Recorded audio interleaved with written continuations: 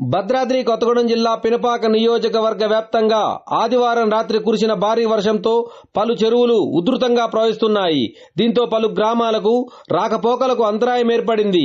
వాగులకు వరద ప్రవాహం ఎక్కువగా కాగడంతో వాగు దాటే ప్రయత్నం ఎవరూ చేయవద్దని అధికారులు హెచ్చరికలు జారీ చేశారు.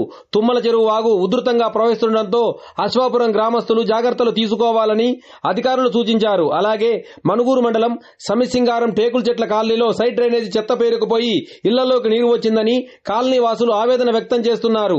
అధికారులు ఎన్నిసార్లు విన్నవించినా పట్టించుకోవడం లేదన్నారు. ఇప్పటికైనా గ్రామ పంచాయతీ అధికారులు పట్టించుకోవాలని, సమస్యను పరిష్కరించాలని స్థానిక ప్రజలు కోరుతున్నారు.